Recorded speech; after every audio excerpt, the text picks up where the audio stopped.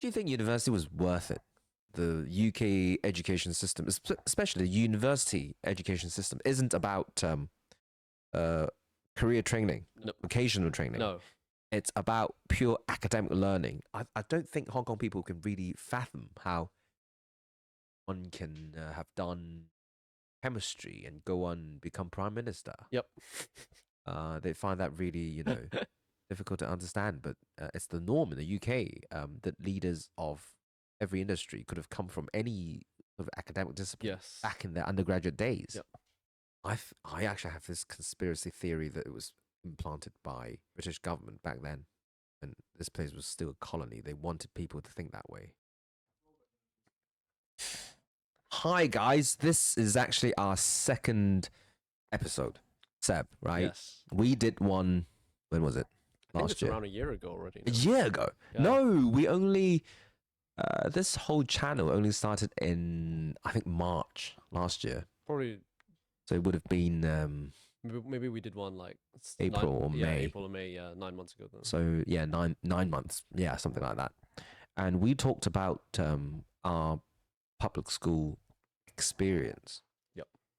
And back then we said that the next time we should talk about university, our university experience. Yes. And the first question I really want to, and maybe that's the theme of this episode, is: do you think university was worth it? Was it worth going to? Do you reckon? Because Charlie Kirk, the great Charlie Kirk, said that college is scam, and I used to enjoy actually him being challenged on campus in US universities on whether that is true. Yep. What's your view on that? I think, as cliche as it sounds, or perhaps I should start this with the cliche, is you get university is as useful as what you put into it. So it's up to you as to what you get out of it. Right. I actually disagree with his view, although I am very right wing too, I think, but I wouldn't go as extreme as saying that university or college, if you're in the States, is a scam. Yep. I just think that it's not as useful as some people might put it. I agree, for sure. But I still find it useful. Now, I think the most pragmatic reasons for going to university is that you get to prove to your future employers that you're able to commit to a project over a long time and actually finish it. Yeah. Because that takes perseverance, persistence, energy, commitment, discipline. Yes. And I think I'm not sure about you, but I remember being quite surprised during the course of my 3 years at university, how many people actually do drop out. Right. Oh, really? Who don't complete or change courses. Really? Yeah, yeah. So that's a point, like you said, about perseverance. Actually, it is something that a university shows. Yeah. I mean, the whole point of getting a degree is to prove to others that you can study and learn. Yeah. But I would also say that a second great reason for going to university is that provided you did do a good degree in a good university, a good course, it did train your mind to think more critically. Yes. And more in depth. I certainly think that my degree helped me with that, because a lot of people ask, so just in case anyone doesn't know already, I did mathematics at university at Oxford, and Sebastian did law at Bristol, one of the best universities in the UK. And I get asked a lot, why did you do mathematics and what's the point of studying mathematics at uni?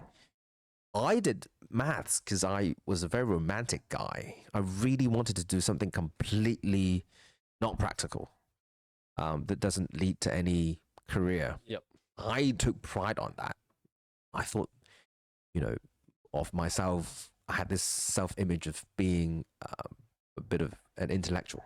I really wanted to be this brainy guy, and if you're that brainy, you had to do something lofty. Yep. So it would have been... when you choose a subject at university that doesn't lead to a career. Yeah. So you don't study medicine or law, or veterinary sciences or Yep. something, or whatever, biochemistry. And you don't study any soft subjects. And you don't study any soft subjects. Yeah. You study like maths or history, or History, English, English, languages, classics. classics. Yeah. What else? Philosophy. Philosophy. Yep. Yep. Yeah. Those ones I think are very pure. Like you said, it's Pure. It's pure. Pure It's a academic, academic subject, pursuit of something. yeah. Yeah. And I think that's one of the sort of big difficulties I think people are facing nowadays when they're deciding what to study at university. And Well, we face this too. It depends on the philosophy It depends on what kind of that person you are. grew up with. Exactly. Because if you spent a long time studying in the UK, you'd understand that the UK education system, especially the university education system, isn't about career training, No. vocational training. No. It's about pure academic learning. And the whole point isn't to accumulate as much academic knowledge in that discipline as possible, but it's to train your mind. Yep. I mean, Oxbridge is all about training one's mind, no matter what subject you chose to study. So I chose mathematics, completely useless in a way, but I found it very good in terms of training how to think. Yes. It was a very difficult subject, very dry, Probably conceptually quite difficult. extremely. Yep.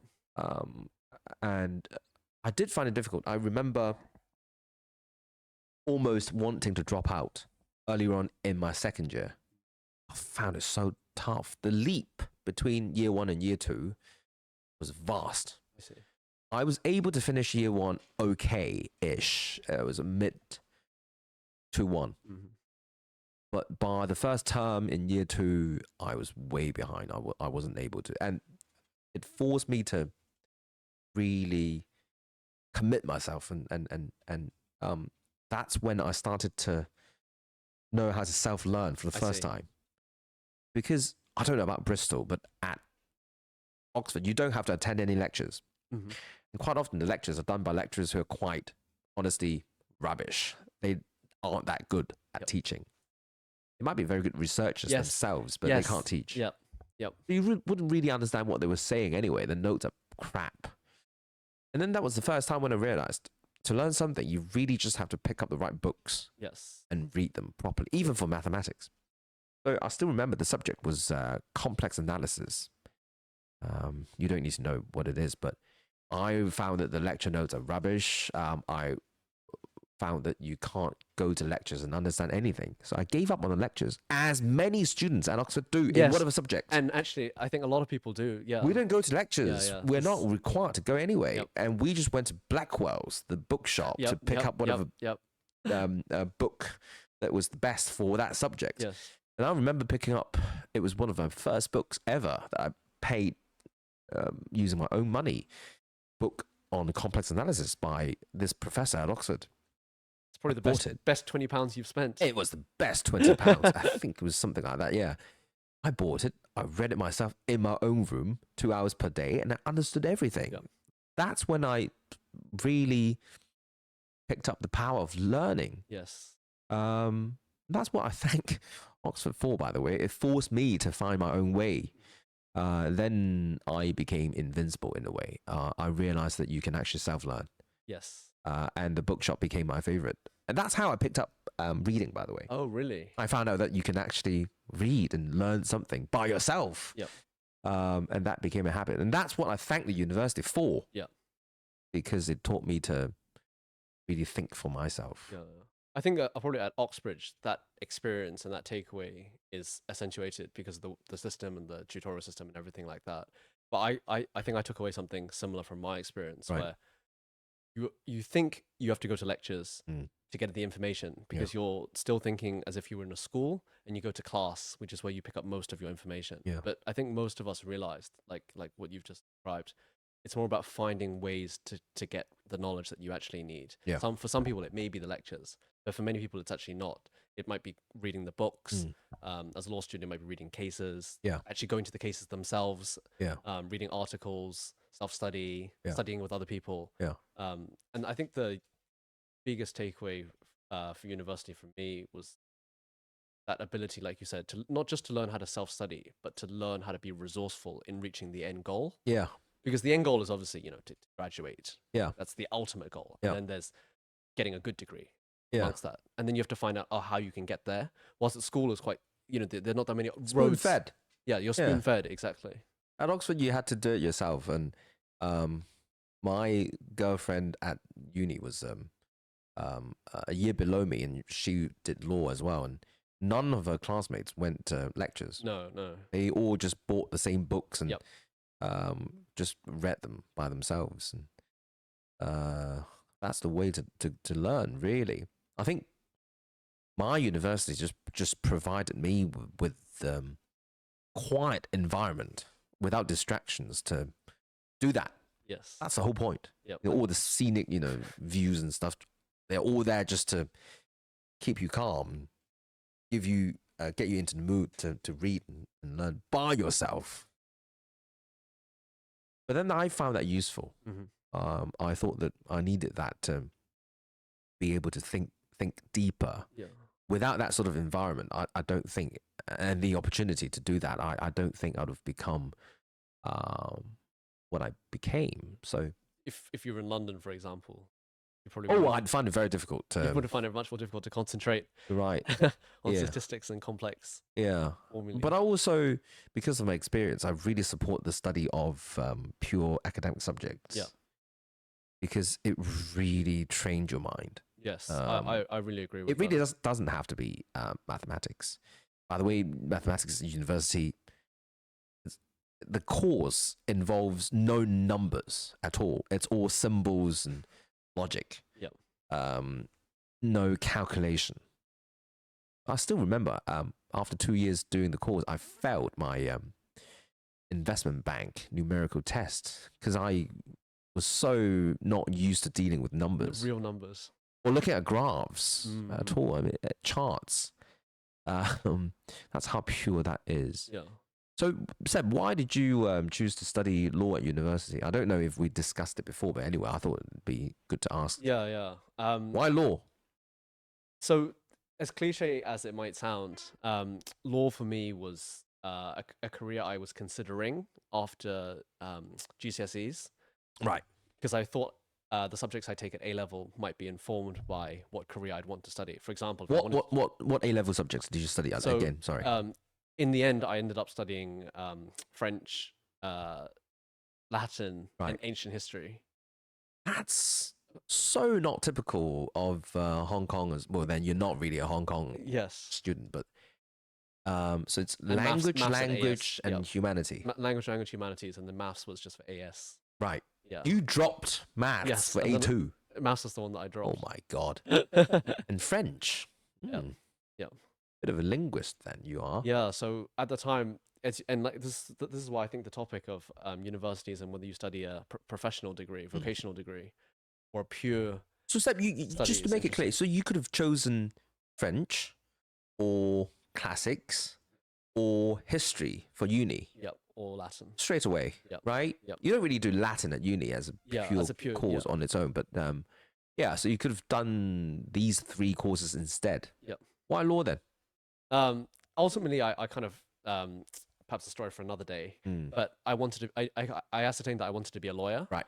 And surely you know that you don't have to study law at uni. No, and exactly, and I knew that you didn't have to study law at uni. And actually, I've been told by some people that it's better not to study law as a first degree.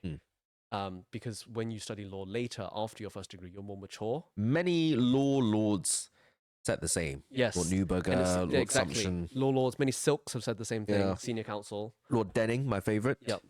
Didn't do law at Oxford. Yep. Well, not until his second degree, but yeah. And so I was actually firmly committed to studying classics, like you said, because of the subjects I'd studied. Right. I wasn't very good at French. Right. Okay. It was pretty bad. Like it was just parler un peu de français. Right. Okay. So classics was really the thing with Latin and ancient history, and Hong Kongers wouldn't even know what classics is. Yes. Would you tell the audience what classics is as a degree at uni? Yes. So classics is the study of an ancient language subject. So generally Latin and ancient Greek, as long with the study of ancient history. And ancient philosophy, and a little bit of philosophy will be in the history element of the ancient side. You don't have to do all 3 going later into the course. I heard. Yeah. So you specialize in You can two out of the three or something. Yeah, I think it's in year 1 that you would have done a bit of each one, Right. and then you would drop part of My it. my idol Boris Johnson did classics, right? And Yes. he the Oxford Classics course is a 4-year course as opposed to the usual 3-year. Yep. But it's a great course. It's a great course. Yeah. Right. Yeah. It's possibly the most historically famous course Yes. at Oxford, and he specialized in ancient history and philosophy, Right. not literature. I see. After his first year, I think. Yep. So that's interesting. Yeah, like you said, you would generally end up not doing both Latin and ancient Greek. You would have one language component, I think, and then you would have one sort of literature, philosophy-based element, whether it's the history or the philosophy side. Why is it historically such a famous course in the UK? I think it's just because it's traditional and old-fashioned. Right. I think schools in the UK students had to learn Latin. Yeah. So it was kind of a subject that a lot of people then went on to study. That's why Churchill had a hard time at Harrow, because he can't do Latin or Greek. Yeah. But it's a great even studying it for A-level, it was a great, like you said, academic subject to study. Yeah. And actually one of my Latin and ancient history teachers at A-level studied classics at Cambridge before going on to be a lawyer. Right. Yeah. And she was a bit of a mentor of mine, and she said doing classics at university before doing a law degree and becoming a lawyer was great training, because a little bit like what you said about maths, it teaches you how to think, and how to process information. So Lord Sumption, one of the eminent lawyers of our day, and he was Court of Final Appeal judge until last year, once said in a Daily Telegraph interview that the best subject for lawyers to study at undergraduate level isn't law, but mathematics or history/classics. Yep. Mathematics would teach you how to use logic, how to be logical, and history and classics would teach you how to analyze evidence. Yep. How Exactly. to construct arguments. How to construct. And he thought that maths on one hand and history and classics on the other are both better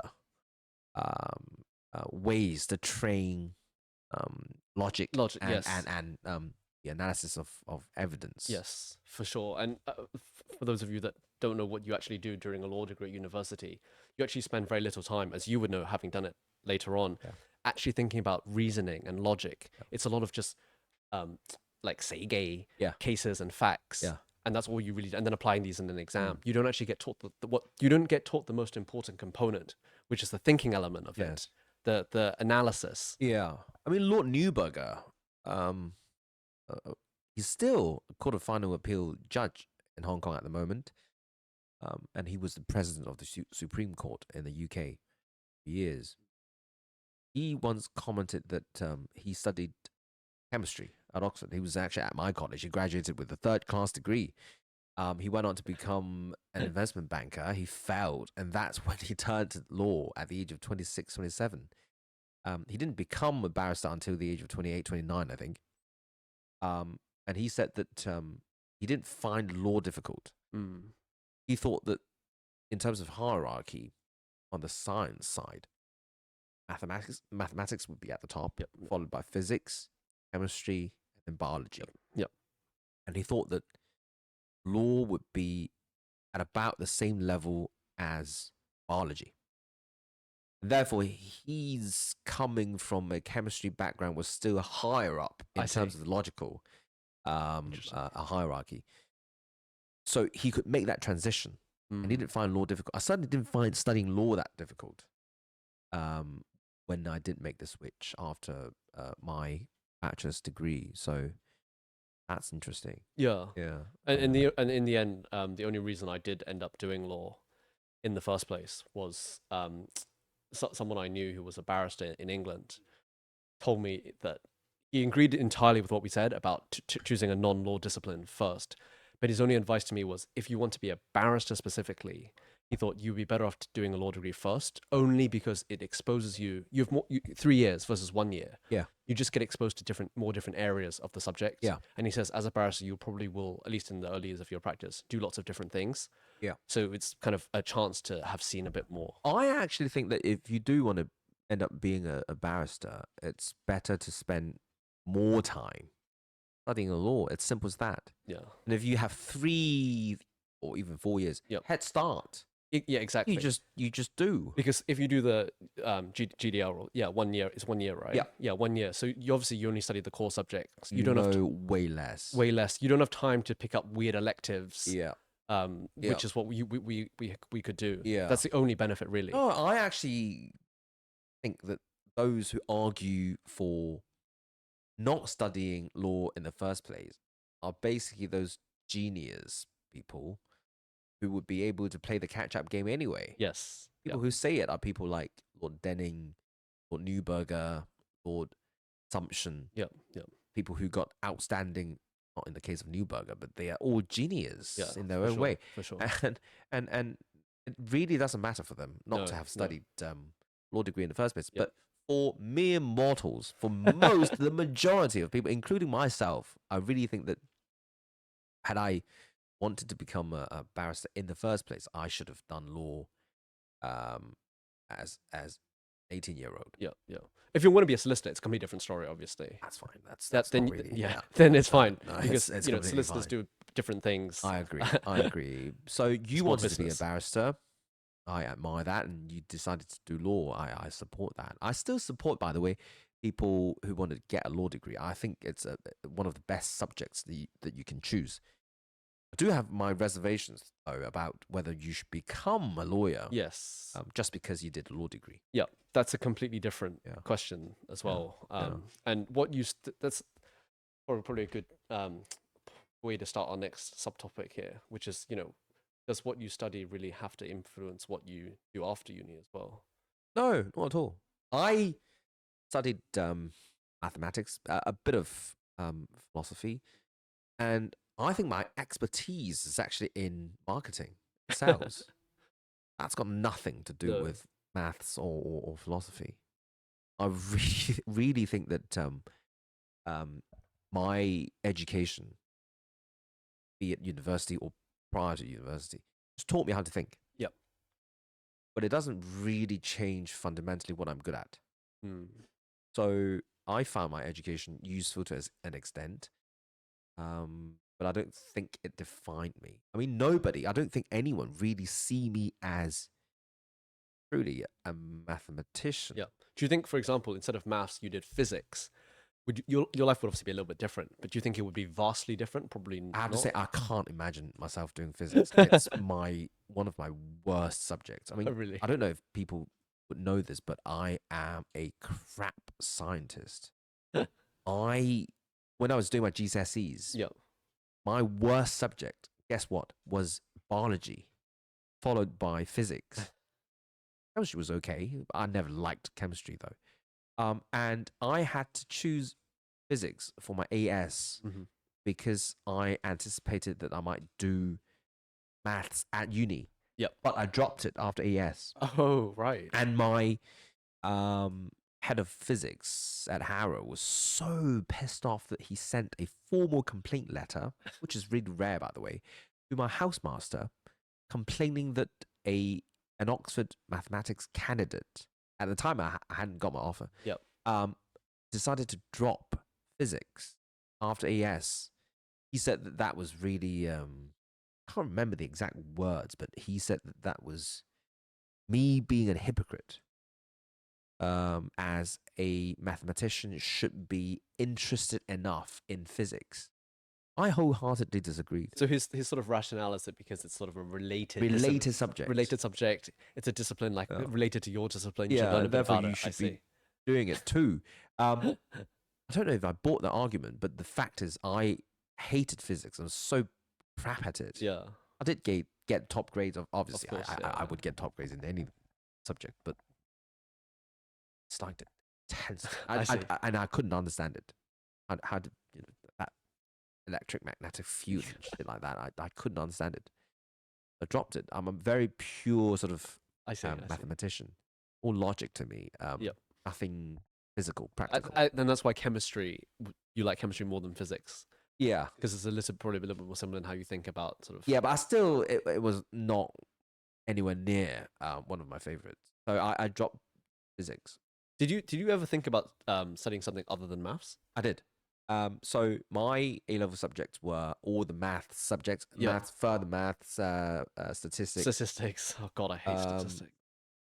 I hated it too, but I was okay with it. And then economics and politics. Yep. Politics was actually my favorite. I see. subject. So your interest, sort of, that everybody will know now in sort of politics and history. Yeah. Philosophy, Well, I I never did history. Not history. Not even at Philosophy. GCSE, Yeah. but I was interested in politics and philosophy. I wasn't really into economics, but I was good enough in it. I was quite good at it in it. So if I hadn't done maths, I would have been interested in politics. But you don't get to do a really good politics degree in the UK. I mean, you can't think of any uni that offered a pure politics degree. No, it's normally Top like PPE or something, university. right? Yeah. PPE. The problem with it is that at the time I wasn't very interested in philosophy I see. or economics. Oh, economics, right? So I wouldn't have chosen it. And the Cambridge one is weird. Changes its name every 3 years, and you never know what you really do. So I didn't really have a good option to go for. I see. I suppose the closest alternative was history and politics, but I never did history. But, so yeah, and that wasn't really your thing, so that wouldn't have made a lot of so sense. at the time it had to be mathematics. It was really straightforward for me. I never thought about doing law. Never thought about doing economics or business or any practical degrees. I see. Yeah, it was really straightforward for me. I think this is also one of the things that's really different between the UK system and the US system when it comes to universities. Is in the UK system, you obviously have to pick sort of what defines not only your university life, but your kind of almost your career trajectory, your life trajectory at the age of 18. Yeah. Either based on the subjects you've already studied. Yeah. And or maybe depending on what you passed or failed in and what you like. Yeah. But I liked the Oxbridge system because in British culture, what you studied at Oxbridge doesn't define what you do afterwards. Yep. So you could have chosen any discipline, really, provided that you graduate with a BA. You can go on doing anything. Yep. There are a lot of investment bankers with the degrees from Oxford in theology, for example. That's completely fine. Nobody cared. Yep. In Hong Kong, we care a lot about what subject you did. Yes. The UK, it's more about which uni. Yes. If you went to Oxford. Actually, you're right. That's really true. Yeah. So as Hong Kong, we might have touched on this last time when we talked about school as well. But Hong Kong is quite conscious of a brand sort of name and identity. So they care a lot about, like, you know, the quality of the subject you studied. I care about the quality of the depth and level of critical thinking that you have to do in your education. It's very different. Very different. And I don't think Hong Kong people can really fathom how one can have done chemistry and go on and become prime minister. Yep. They find that really, you know, difficult to understand. But it's the norm in the UK that leaders of every industry could have come from any sort of academic discipline back in their undergraduate days. Yep. And that's the hallmark of the UK education system, isn't it? Like what the whole point. It's not actually about it's not about the substantive knowledge that you've learnt. It's more about the skills that you've taken away from the degree. I mean, historically, the most famous subject at Oxford is classics, and it's mathematics for Cambridge. Yep. Two utterly impractical subjects. But all leaders of society in the UK were from these two schools, and actually, Oxford was the first university in Europe to have offered a degree in mathematics on its own. And back then, the absolute smartest would have been double degree graduates from Oxford, degrees in mathematics and classics. William Gladstone, the Victorian Prime Minister, was the first one, and another favourite of mine, Robert Peel, was the second. So it's the other way around. Peel was the second, Gladstone was the first. or Peel. Peel was the first. Sorry. And such degrees were just completely useless. Why would you need it for your work in politics? But that's the idea, and I'm a bit of a romantic in that. I still think all you need to do is something deep and difficult. Yeah. And out of touch. I like that. People say Lei Day in Hong Kong, and I take that as a matter of pride. I think so, and I think there's a trend of people sort of parents encouraging their children to study degrees which they think are practical. Yeah. That lead to jobs, especially if we're talking in that sort of Hong Kong Asian context. Yeah. And not studying sort of these pure academic subjects, which are more for sort of the intellectual pursuit. Yeah. Which is a shame. Which is just a shame, I think. It's just very middle class. I've always said that Hong Kong people have this so-called middle class syndrome. They think in such middle class manners. Probably, I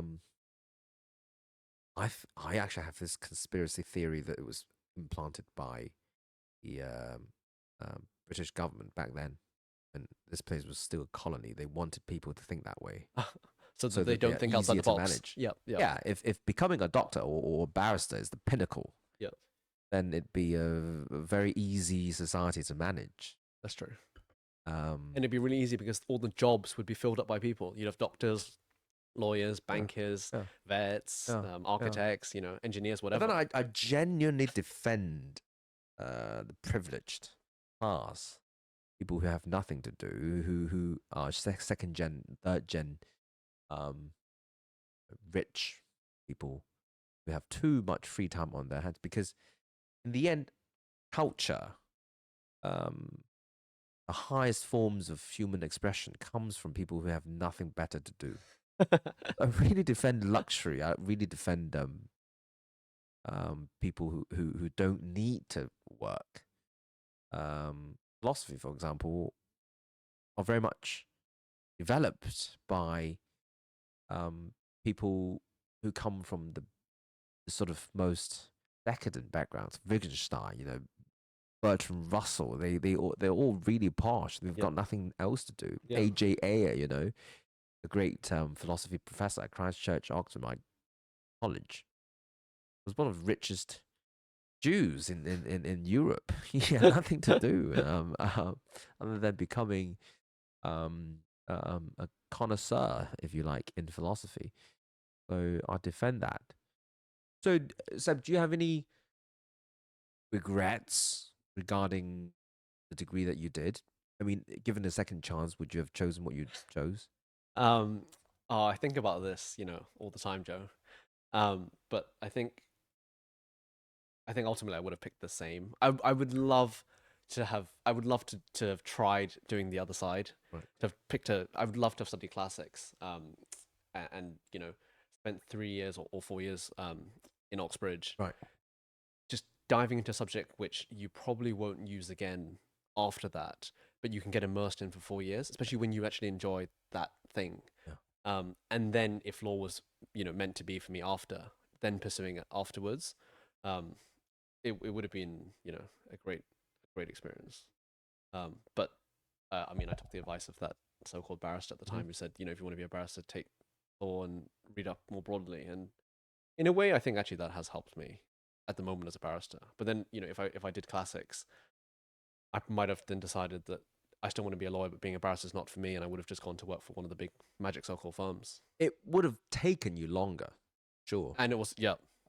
From I don't entertain the notion of regret. No, same. Yeah, same. So, most of the decisions that I think, most of the major life decisions that I've made in my life are ones I probably would say I don't regret. Yeah. I don't have a single regret. No. In my life. This question that you asked me actually is, I think about it sometimes because, so give a bit more background into this this story. I always thought I was going to study classics. Yeah. And obviously, going to St. Paul's, very old traditional English. Just in case any audience here doesn't know or didn't watch our first episode, go to watch episode 1. Seb went to the best boys' school. Is it the best school overall? Poor girls might beat you to that, but so it's the best boys' school in the UK for sure. Yeah. In terms of academic success, in central London. Yeah. It's in central London. Yeah. Yes, Yeah. I was shown an IG post by your school recently, right? I was just about to bring that sharing up. the Oxbridge Yeah, number. Yeah, I was this year. just going to say that. Crazy. Yeah, I think 30 odd for Cambridge, 40 odd for Oxford, I think. yeah. Out of a year of how many students? Like 150? 160. 160. Or maybe 170, yeah. Half, basically. Yeah, half or a third. Got Oxbridge offers. Yeah. Crazy. It's crazy. Yeah, and what I think one thing which is ridiculous is I've graduated for more than 10 years now. It's still managed to maintain that level of It has success, always maintained that level. which is ridiculous because some schools they come and then they go. No, not this Singapore's. one. Just to compare, we have at the moment I think 180 graduates every year. Yep. From Harrow, another school in London in Zone 5, and this year I think we had fewer than 10. Oh wow. Oxbridge offers. What about in your day? It must have been more than 10. A dozen. Not that good. It's not that many. It wasn't even like 30. We were never that academic. I see. In a way, I was not a very typical by there. But anyway, I read that rugby at a school similar to Harrow's profile had 7. 6 of them were girls. That also says something. Single boy from it's just rugby boys this that year aren't got very good. into Oxbridge. I mean, how crazy if you're looking from the outside, because you would have thought that such famous national schools would be doing a lot better, right? A lot better, yeah. It's not They like use that. this marketing strategy, which is to say that we give them a comprehensive, all-rounded education. What bullshit! Which is to cover for the inadequacy don't sometimes. Get me started on this, but that's utter bullshit. Yep. But look, St. Paul's is just a fantastic school for sure. And even in my day, so out of the 170 people that graduated every year, the statistics that we were roughly told was around 80, 60, 70, or 60 to 80, say, depending on the year. Crazy. They would get offers for Oxbridge interviews. Yeah. And then 2/3 or half of those people would convert those to actual offers. What are you people? What are you? How can you be so? Which is ridiculous. Even for the most famous school in the UK, Eton, I think the Oxbridge rate is about 25%. Yeah, I think ours was like a third. It wouldn't be anything near half. Yeah, 30-40%. Crazy. And so the Oxbridge, and so the classics, or law kind of consideration I had at the time was we were okay at getting people into law, but it wasn't our best subject. But classics, we had a long tradition of getting people into Oxbridge for classics. Right. And I remember in the year before me, I think 8 people had Oxbridge offers, and 5 or 6 converted those. And I was in the year below, and I was thinking, who doesn't want to go to, if you grow up in the UK, going to Oxbridge is just a thing. And I remember thinking, look, if I go down, and I liked the subject as well, it's not like I had to pick a subject I didn't enjoy. And I remember thinking, I'll just do this. My odds are pretty good. I think there was 6 or 7 of us in the year who were going to do it. Right. You've got a more than half chance, a 75% chance of getting into Oxbridge. So I committed to that. And as you would know from your Oxbridge applications, what you have to do is obviously you write the personal statement early. Yeah. You have to write an essay to submit, which means you have to do additional reading during the summer holidays prior to your application. So I did all of that for classics. Right. And as we mentioned just now, I studied Latin and ancient history, but I didn't take Greek. Right. But in order to try and impress at the Oxbridge interviews, I tried to study a bit of ancient Greek over the summer holidays. So I had a Greek tutor. Such a privileged thing to say. But an ancient Greek tutor come. So I did that as well, read the classics books, wrote my personal statement, had that all going. And then in end of September, just before the submission, 1 or 2 weeks before, I changed my mind. Really? Yeah. Wow. That's how close I was to... Was it a bit of overthinking? Maybe. I can't remember if I asked you this before. Just to finish the point, but what the original question was, do I have any regret? I would say probably not, because I'd gone so far down the track. Yeah. If I had any doubt that this wasn't the right decision, I think I probably would have just gone with, the status quo, which is to continue with the application. Right. But was there any outside influence? That's my question. Oh, you mean like parents or anything like that? Parents, Hong Kong culture, the fact that you might want to come back to Hong Kong and work, and the fact that, in Hong Kong, probably no one knows what classics is. No. No, genuinely not. My parents didn't really have neither of them are lawyers, so that there wasn't any pressure there. Right. If anything, my mother, who studied English literature, Right. she was actually more keen probably for me to study classics because she thought, oh, you should study something that you enjoy. She didn't really understand about, the law thing. I chose mathematics not thinking or caring about what Hong Kong society would think either. Yep. I genuinely was probably too whitewashed to bother. Yeah. I was romantic. I actually wanted to go to Cambridge because Cambridge was more famous for mathematics. Oh, right. But then being a right winger, I was always a very pragmatic guy, and I thought that if Oxford is easier, why bother? That's very smart. No one outside would know the difference. No. So I went for Oxford instead. My school persuaded me to go for Oxford as well because they thought it was easier, and they just wanted to make sure that I guaranteed a place. Yeah. I think if like you said, taking into account Hong Kong culture and everything, maybe I actually should have just gone to Cambridge or Oxford or Cambridge, wherever, and studied classics. Yeah. Because then they have the brand name of that. Yeah. Even though we might have studied a subject that nobody knew. Yeah. For Hong Kongers' purposes, the fact that you are a barrister would do. Or you did law. Nobody cares if you had to. I think for Hong Kongers, it matter more if you became a barrister than if you had been to Oxbridge. That's interesting. And then it matters more to them how much you really make. Yes. No matter what job you do.